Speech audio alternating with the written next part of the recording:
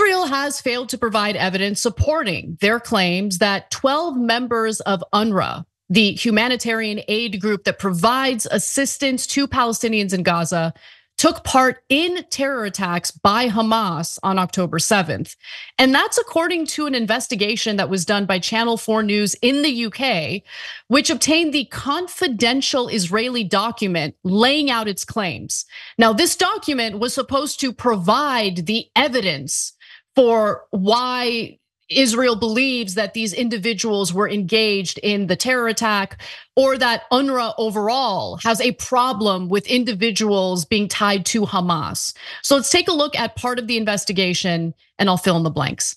The document repeats an allegation the Israel Defense Force has made many times, that the Hamas terrorist organization has been methodically and deliberately emplacing its terrorist infrastructure in a wide range of UN facilities and assets, but provides no evidence to support its explosive new claim that UNRWA staff were involved in the terror attacks on Israel, just stating, "From intelligence information, documents and identity cards seized during the course of the fighting, it is now possible to flag around 190 Hamas and Palestinian Islamic Jihad terrorist operatives who serve as UNRWA employees.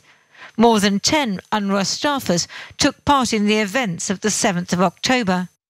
Israel gave the document to donors just after the International Court of Justice in The Hague made an interim ruling on a charge of genocide against Israel. That Israel must take immediate and effective measures to enable the provision of urgently needed basic services and humanitarian assistance. So that confidential document, I believe, is the same document that the United States had referenced as their reason for pulling aid away from UNRWA. That there was compelling evidence that persuaded the United States government to do this. But there is a reference to possible evidence, but that confidential document provided none of that evidence. None, zero. They just simply made the claim. And then you have more than a dozen countries, mostly Western countries, pull funding and aid away from UNRWA, which is so incredibly critical in providing humanitarian aid to Palestinians who are literally starving to death. It's just, listen, obviously we were open to the possibility, and I'm still open to the possibility that maybe some members, there is some evidence that some of those members engaged in terrorist attacks or are linked to Hamas, but we have to see the evidence of that. You can't just take what they're saying at face value, especially given how many lies the IDF and Israel has been caught in already. This is outrageous, man, but there's more from the investigation I want to get to. Before I do that, Cenk, I wanted to hear your thoughts on this. Yeah, I think why Israel did this is very interesting, and I want to come back to it a little bit later. But first on the substance of it.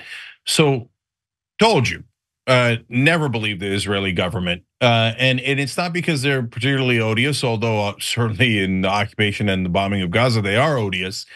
It's because governments lie. They lie on their own behalf. To just take any government at face value is preposterous, especially one with a track record of the Israeli government. It is very well versed in propaganda. It does over-the-top propaganda every single time. And so for UNRWA or the UN or the America or any of the Western countries to take it at face value, one is preposterous, but two shows you, like, you think they don't know that Israel is very likely lying. Oh, golly gee, that's the 200th time in a row. Oh, we're still surprised. Come on. In other words, they wanted to help Israel destroy this UN group that was helping the Palestinians. And they just needed a fig leaf, an excuse to do it. And so an unsourced, unsubstantiated, totally made up claim was plenty good enough. And so when I talk about there's politics at the UN, guys. Of course, it's a nation. It's a combination of all the nations. They all have different political interests, and there's tons of politics. And one of the biggest political factors is the power of the United States, which is by far the largest, the most powerful country within the UN. And they put tremendous pressure on every organization to do whatever Israel says. So when UNRWA got this report, they panicked and immediately fired 9 people. when it turns out there was no evidence at all. So, and you have to keep that in mind when you see countries and the UN acting in the way that they do. Don't be from the old school where the establishment media would tell you, well, if the Western countries say it, it must be true. No, unfortunately, these days, that's actually probably the opposite. Now, look, the UN fired all those people with no due process, but I understand why they did it. They did it with the hope that it would show how seriously the UN takes this, how seriously UNRWA, which is a UN-linked organization, how seriously they take the allegations, and they didn't want to risk losing funding to this critical organization. That's why they did it. But obviously that wasn't good enough. That wasn't good enough, right? Because immediately you have over a dozen countries pull funding when we all know that there's a block on humanitarian aid going into Gaza. Okay, we know that Palestinians are starving to death. They don't have access to clean drinking water. And this all happened immediately after the ICJ puts out its preliminary ruling saying that it is plausible that a genocide is taking place, and ordered Israel to allow for the flow of humanitarian aid into the Gaza Strip. So I want to, real quick, Cenk, I want to go to the other part of this investigation, which should infuriate you, because here's something that we didn't know until this investigation was done. Every single person who works for UNRWA, and there are 13,000 of them working within Gaza, okay? Every single one of them has been vetted and has been approved by Israel. Let's watch. Apart from emergency aid, UNRWA runs schools, hospitals and other services for 5.9 million Palestinian refugees across the Middle East. It employs 13,000 Gazans, all of whose names have been checked against a UN terrorism list and as recently as last May were vetted and approved by Israel. UNRWA immediately fired the staff members named in the document and mounted an investigation. So they've been vetted and approved by Israel. And then as soon as the ICJ ruling comes out, Cenk, we think that UNRWA has ties to Hamas. Yeah. What a convenient thing to claim. So convenient. Yeah. Look, you saw it with the deans of the top universities here in America. You see it in cancel culture all the time with professors and protesters. Nancy Pelosi even saying that pro-Palestinian protesters are Russian agents and Chinese agents, etc. Anyone who dares oppose Israel will have their character assassinated, and sometimes their lives assassinated, like Abu Akleh, an American journalist in the occupied territories, let alone the dozens of journalists that have been assassinated by the IDF during this latest conflict. So character assassination was guaranteed for UNRWA, because what does UNRWA do? It gives humanitarian assistance to the Palestinians, and that leads you to your why. Not only were they mad at the UN for saying that they might be committing a genocide, how dare you try to accurately critique Israel? That's not allowed. But on top of that, the main thing they want to do is make sure the Palestinians suffer 100%, as much as humanly possible. And if you cut off humanitarian assistance, more of them will starve, more of them will die, more of them will be humiliated and demeaned and degraded. And that is exactly what the right-wing government of Israel wants, and they prove it with every action that they have. And still we have Israeli surrogates going around in ridiculous fashion claiming Israel's the only moral country. When they murder civilians, they do it in the most moral, spectacular way. They're trying so hard not to hurt the civilians. If you still believe that, you're the world's largest sucker. Look at what they just did to this humanitarian assistance group. That's because they don't want that assistance going to the Palestinians. Guys, just yesterday, we shared a story that was investigated by and reported on by Haaretz. And what they found was that the IDF was in fact controlling a Telegram channel that was basically putting out snuff films of the Palestinians that they were killing. Some of the captions made fun of mothers' bones crunching. So I give you that example because when there is actual evidence of war crimes, when there is actual evidence of innocent civilians being brutalized and killed, by the IDF, by the Israeli side. There's no conversation about pulling aid in support of Israel. There's no conversation at all. So that double standard to me is very clear, right? Where you can have a mountain of evidence, incriminating evidence on the Israeli side, and there's no conversation at all about pulling aid or supporting what they're doing.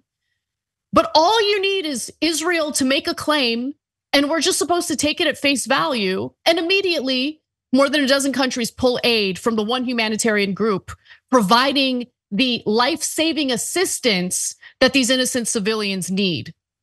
Yeah. It's sick. It's absolutely sick. And then America goes around the world stage and pretends like we're the moral ones. Oh, we're the shining city on a hill. We're the wonderful democracy. Look at what we're supporting right now with our money, with our rhetoric. I have no ill will against Israel at all. I do have ill will against a government, though, that engages in war crimes and brutalizes innocent civilians. If the tables were turned and somehow the Palestinians had the power that Israel has and were conducting the war crimes that Israel is currently conducting, I would be here saying the exact same thing about the Palestinians. But that's not what's happening here. So, Anna, to your point about morality, if you say that Joe Biden is not a good person in Washington, they'll rip your head off. I don't care. Right. No, I don't care. No, I'm just. He's not a good person. Anyone who supports everything and anything Benjamin Netanyahu and the current IDF is doing right now in Gaza, not a good person. I'm sorry. You can say that Israel has a right to defend itself. I agree with you on that. If Israel was engaged in this war without breaking, international laws, without committing war crimes, if they were doing targeted strikes that were taking out Hamas, and I'm not stupid. I know that war usually leads to some number of civilians tragically dying. I know that. But guys, look at the ratio. Please stop gaslighting. We see it clearly. So yes, I think Biden, with his unwavering support of what Israel is doing in Gaza right now, is a bad person. I think he is morally questionable, to say the least, at best morally questionable. Yeah. But I'd go further than that. Yeah, no, I said that just to point out the hypocrisy, right? So, I mean, to your point, Israel's civilian kill ratio is significantly worse than Hamas's. And yet, people like Joe Biden comically say that Hamas has bad intent, but Israel has good intent. That's nothing but a joke. So as he's seen Palestinian civilians get butchered, he has greenlit it, given it authority, and in fact, he wants to send $14 billion more to kill more Palestinian civilians. And we're supposed to pretend he's a good guy? And why is Joe Biden doing that? For his own political benefit. He thinks that it helps his career if he supports Israel 100%. He doesn't even contemplate ever removing a single dollar from Israeli aid that we give them. Why? Because he's a bad person. He's immoral. If you're in Washington and that broke your heart, I don't give a damn, because you're so immoral, you don't care about 27,000 dead civilians. I'm sorry, a couple thousand could be Hamas. So what, 25,000 dead civilians? All innocent. But you care more about Joe Biden's feelings and his political career than you care about all those innocent human beings. Babies, grandmothers, aunts, uncles. All of Washington is a moral cesspool. They don't care about other human beings at all. There's ghouls, goblins, and monsters there. Last thing. You remember when we thought Israel might have bombed a hospital, but then there was a question of whether it was Islamic Jihad, missile that had gone awry. Well, what happened? Because people were convinced that it was not Israel, because Israel put out a giant blast, and it's still somewhat unclear to this day, but that was in the news for weeks, and every news organization was made to retract that story, right? Now here, every news organization said that UNRWA was guilty and that they were working with Hamas. Is there tremendous pressure to all of them to retract a much worse story, a much more heinous story, and one that was done on purpose to lie about UNRWA? I haven't seen a goddamn thing. Isn't that incredible? It is incredible if you believe in fairness, if you believe in finding truth and reporting truth. But it's not unbelievable when you consider the longstanding double standard that we've seen in regard to Israel versus pretty much any other country on the planet. Let's keep it real. But the other thing I want to just quickly mention is that the head of the UN, Antonio Guterres, has announced the creation of an independent panel to investigate Israel's claims. And the result of that investigation will be shared with the world in late March. So my question is, what happens between now and the end of March as Palestinian civilians are starving to death? Time is of the essence. This is not a joke. And finally, UNRWA shared images of a food convoy that was attacked by Israeli artillery fire on Monday. So there's one of the images that they shared. Juliet Touma, who is the communications director for the UN Palestinian Refugee Agency, says that it was not the first time an UNRWA convoy with the United Nations was attacked. It's the third time a convoy belonging to UNRWA had been exposed to an attack on its way to the north of Gaza or when it is coming back from the north. So intentionally targeting convoys attempting to provide food and sustenance to people who are starving to death in the Gaza Strip. If you Absolutely think that disgusting. If you think Israel is not intending to kill civilians and not intending to make Palestinians suffer in Gaza Strip, you're on a different planet. Please, I mean, you're totally detached from reality. And 98% of the world thinks you're detached from reality. We all have eyes and ears. We can see the murder, mayhem, torture, humiliation on a daily basis. 150 Palestinians die at a minimum every day from the bombing, every day. If 150 Israelis were being killed every day by Palestinians, we would have nuked them already. We would have done everything in our power to stop it. But Western nations, America and Israel, do not care about Palestinian lives at all. Our leaders are deeply immoral, evil people. Thanks for watching. If you become a member, you get to watch all this ad-free, except for, of course, this ad. Still, hit the join button below.